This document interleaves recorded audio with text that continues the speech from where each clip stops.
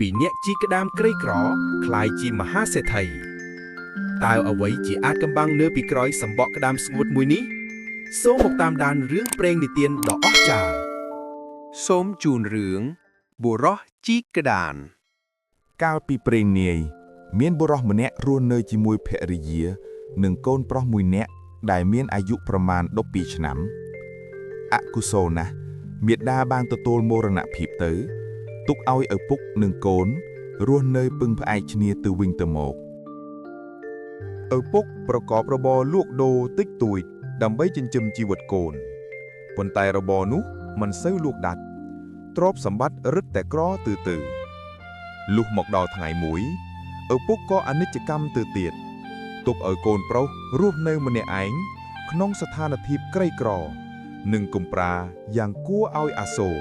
ក្រៅពីបញ្ចុះលាជលក់ទៅក្រៅប្រុសប្រយរស់ម្នាក់រស់ទៀងខ្មោះសត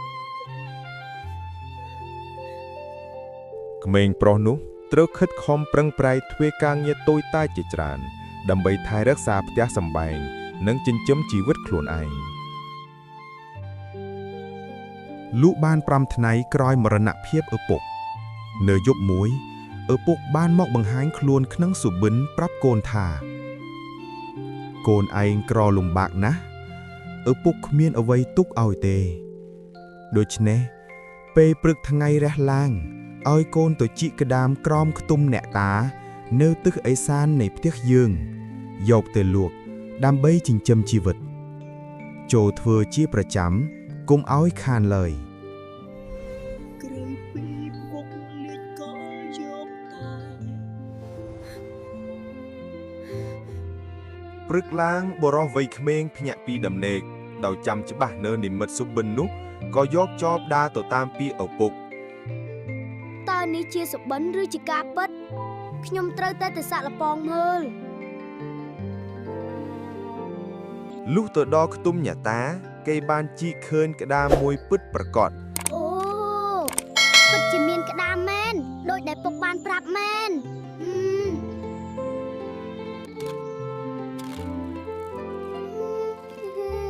ក្តាមនេះស្រស់ណាស់វេលាកន្លងផុតទៅក្មេងប្រុសបានធំឡើងជាយុវជនមានសេចក្តីអត់ធ្មត់ស្មោះត្រង់និងឧស្សាហ៍ព្យាយាមមានក្តាមមែនដូចដែលពុកប្រាប់មែនក៏យកទៅលក់នៅផ្សារហើយបានប្រាក់មកចិញ្ចឹមជីវិតចាប់ពីថ្ងៃនោះមកបុរសនោះរស់នៅដោយពឹងផ្អែកលើការជីកក្តាមរៀងរាល់ថ្ងៃមិនដែលខានឡើយជីវភាពទោះមិនសម្បូរបែបក៏អាចរស់នៅបានដោយសុខសាន្តក្តាមនេះស្រស់ណាស់ចាំខ្ញុំទិញយកទៅស្លអរគុណច្រើនលោកមិនអីទេអ្នកនៅក្នុងភូមិនោះមានមហាសេដ្ឋីម្នាក់មានកូនស្រីជាច្រើនកូនស្រីធំទាំងអស់ត្រូវបានរៀបអាពាហ៍ពិពាហ៍រួចរាល់ហើយសល់តែកូនស្រីពៅម្នាក់ឈ្មោះនាងពៅនាងមានរូបសម្រស់ស្រស់ស្អាតចិត្តល្អនិងមានគំនិតខ្ជាប់ខ្ជួនទោះបីតាមាតាបង្ខំឲ្យយកប្តីអ្នកមានយ៉ាងណាក៏ដោយនាងមិនព្រមឡើយថ្ងៃមួយ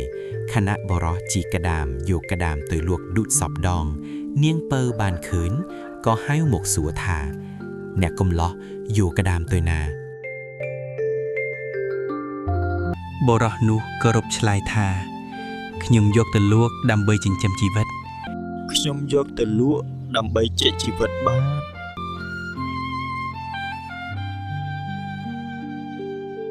នាងពៅក៏ទិញក្តាមនោះយកហើយនិយាយថាចាប់ពីថ្ងៃនេះទៅបើអ្នកបានក្តាមកុំលក់ឲ្យអ្នកដទៃទៀតឡើយចូលយកមកលក់ឲ្យខ្ញុំរៀងរាល់ថ្ងៃកុំឲ្យខាន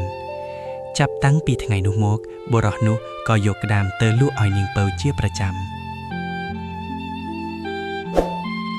នាងពៅកាន់តែបង្ហាញកិរិយាស្រឡាញ់និងការយកចិត្តទុកដាក់បុរសនោះដឹងច្បាស់ថានាងពៅស្រឡាញ់ខ្លួនប៉ុន្តែដោយកាត់ថាខ្លួនក្រីក្រកុំព្រានិងគ្មានអីសមនឹងនាងក៏មិនហ៊ាននិយាយអ្វីឡើយបងស្រីរបស់នាងពៅឃើញដូច្នេះក៏ទៅជម្រាបមហាសេដ្ឋីជាមាតាបិតាមើលចុះនាងពៅលួចមើលចិត្តជាមួយអ្នកជីកក្តាមក្រីក្រម្នាក់នោះនាងពៅ នាងពៅ ឡាញ់មនុស្សក្រីក្រលក់តែក្តាមផងចកជើងទៅកុំត្រឡប់មកវិញសោះ មហាសេដ្ឋីខឹងសម្បាខ្លាំងហើយនាងពៅមកជាបន្ទោសថា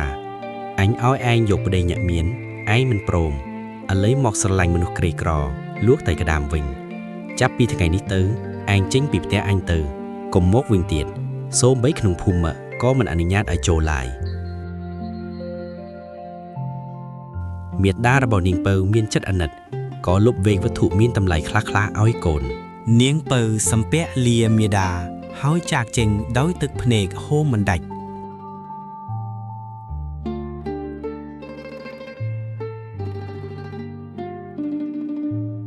នាងទៅរកបុរសជីកក្តាមប្រាប់រឿងទាំងអស់បុរសនោះភ័យខ្លាចមិនហ៊ានទទួលប៉ុន្តែនាងពៅនិយាយដោយចិត្តដាច់ខាតថាខ្ញុំមិនត្រឡប់ទៅវិញទេទោះរស់ឬស្លាប់ក៏ស៊ូរស់ជាមួយអ្នកដែរ ជាលំបាកយ៉ាងណាក៏ខ្ញុំសុខចិត្តរួមសុខរួមទុក្ខជាមួយអ្នកដែរ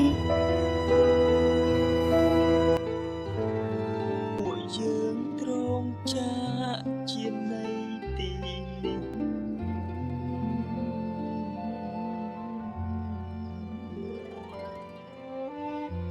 ចុងក្រោយបរោះនោះក៏នាំនាងពៅចាកចេញទៅរស់នៅខេត្តឆ្ងាយសាងផ្ទះតូចមួយរស់នៅជាមួយគ្នាបរោះនៅតែជីកក្តាមលក់រៀងរាល់ថ្ងៃ ពួកយើងត្រូវចាកចេញពីទីនេះទៅរស់នៅកន្លែងឆ្ងាយដែលគ្មានគេស្គាល់ នាងពៅជាប្រពន្ធល្អឧស្សាហ៍ព្យាយាមថែរក្សាប្តីយ៉ាងស្មោះស្ម័គ្រថ្ងៃមួយនាងពៅស្នើឲ្យប្តីឈប់ជីកក្តាមប៉ុន្តែប្តីមិនព្រម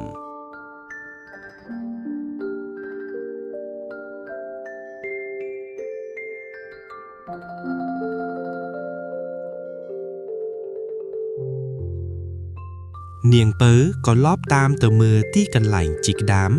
ហើយថ្ងៃបន្ទាប់ខណៈប្តីចេញទៅកាប់អកនាងបានទៅជីករំលីងកន្លែងនោះអស់ ត្រាំស្ងាត់ទប់នោះបញ្ចូលស្លាប់ព្រៃ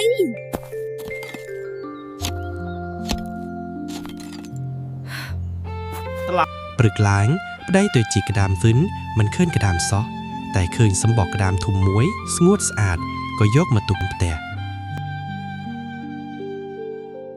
អាប់ហើយគ្មានក្តាមទៀតទេមានតែសបកក្តាមស្ងួតមួយនេះប៉ុណ្ណោះ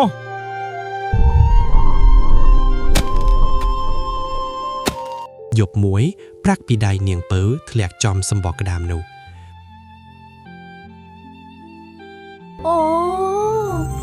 ប្រាក់របស់ខ្ញុំធ្លាក់ចូលសម្បកក្តាមហើយ ព្រឹកឡើងនាងចោះទៅយកស្រាប់តែឃើញប្រាក់ពេញសម្បកក្តាមនាងយកទៅប្រាប់ប្តី មិនគួរឲ្យជឿទេសម្បកក្តាមនេះបានបង្កើនប្រាក់យ៉ាងច្រើនសន្ធឹកសន្ធាប់ ចាប់ពីថ្ងៃនោះមកអ្វីៗដែលយកទៅដាក់ក្នុងសម្បកក្តាមព្រឹកឡើងក៏คล้ายជាច្រើនទ្វេដងដីប្រពន្ធទាំងពីរប្រមូលទ្រព្យសម្បត្តិបានយ៉ាងច្រើនហើយកប់ទុកជាច្រើនកន្លែងក្រោយមកពួកគេត្រឡប់ទៅជួបមហាសេដ្ឋី ត្រឡប់មកវិញហើយ ច្បាស់ជាមកសុំទានទៀតហើយ បងស្រីមើលថ្ងៃក៏ភ្នាល់ឲ្យរាប់ប្រាក់រាប់មួយថ្ងៃមិនអស់ បើបងមិនជឿថាខ្ញុំមានទេយើងមកភ្នាល់គ្នារាប់ប្រាក់ទៅខ្ញុំមិនជឿថាឯងមានពិតទេពួកគេរាប់ប្រាក់មួយថ្ងៃត្រង់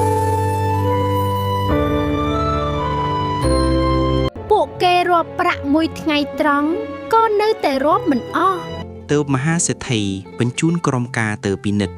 ឃើញថាមានប្រាក់ច្រើនពិតប្រាកដ កូនអើយពុកពិតជាខុសមែនដែលមើលងាយមនុស្សតាមរយៈទ្រព្យសម្បត្តិ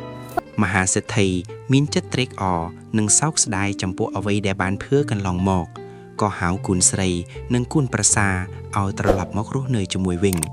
លុះពេលមហាសេដ្ឋីទទួលមរណភាព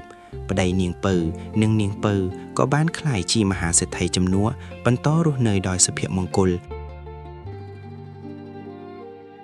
អត្ថន័យសំខាន់នៃឮមនុស្សជាច្រើនប្រហែលជាឆ្ងល់ថាហេតុអ្វីបានជាបុរសក្រីក្រម្នាក់ដែលមានរបរត្រឹមតែជីកក្តាមចិញ្ចឹមជីវិត បែរជាអាចក្លាយជាមហាសេដ្ឋីមានប្រាក់វាលៀនបានទៅវិញចម្លើយមិនមែនមកពីសំណាងព្រេងសំណាងវត្ថុតែម្យ៉ាងនោះទេប៉ុន្តែវាផ្ដើមចេញពីចំណុចសំខាន់ៗ3យ៉ាង 1. ភាពកតញ្ញូនិងការស្ដាប់បង្គាប់គេមិនដែលបោះបង់បណ្ដាំឪពុកទោះបីត្រូវជាក្តាមរាល់ថ្ងៃយ៉ាងហត់នឿយក៏ដោយ